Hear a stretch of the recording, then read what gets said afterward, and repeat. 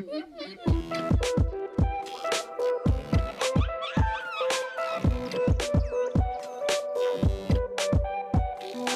there. I want to show you how to install Vortimo on a clean machine, in this case a Windows notebook. The first step would be obviously to go to the website vortimo.com, go to download and download the Windows application. That's the first step. Now I've already downloaded it, so you don't need to watch me download it. So you would install it by double clicking on it. And you can just go next, next, next. And you'll see that it installs.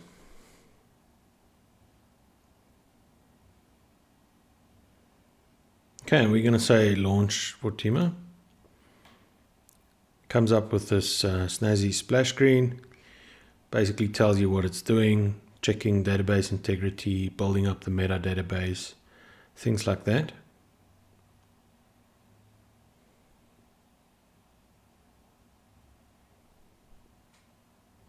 And then it also opens up the interface. This is the UI. There's a couple of things like disclaimers that you got to read and things like that. Okay. This is what the UI looks like. At the moment, there's no results in there, so that's exactly what it looks like. Now, with Vortimo, you need to install two components. The one is this application. The second is a extension that sits in the browser. So if we go back to the download page, and we scroll down a little bit, you'll see that it says step 3, install the browser extension. Step 2 was installing what we just did. So we click on this and we go to the Chrome store and we click on this button over here that says add to Chrome. All right, and ask you if you really want to do that. And then it has now been added to Chrome. Now, if you go to a new tab, you won't see anything at this stage for two reasons. The first is this extension control on the right hand side of the browser need to be pinned down. So if you click here on this, I don't know exactly what it is. It looks like either a cloud or a piece of puzzle, or maybe a good reason to get glasses. You pin that down and you'll see this icon pop up over there, and it stays there from now on. Right? And if you click on this, you'll see that there's a control box that comes out here that tells us we can stop and start the server, enable the extension, switch projects, open the UI if you don't have it open, advanced settings, ignoring the site. It's a whole lot of things that's over here. I'm not going to get into that.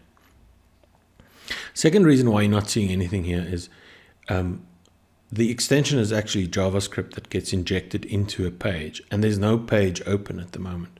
So if I search for something, let's say Blue Origins, then you'll see this, what we call the button, appear over here. And now it's telling you recording is on, recorded this page at this time.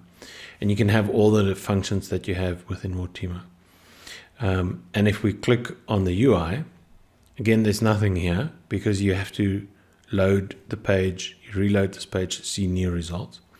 Then you'll see this page that you just captured. And once you see results in this center section of the UI, you know that you're good to go. So that is installing the Vortimo software on Windows. It's the same thing on the Mac. It's pretty much the same thing on the Unix as well. Those are the steps that you're going to go through. I hope this video helps you to install Vortimo on your machine.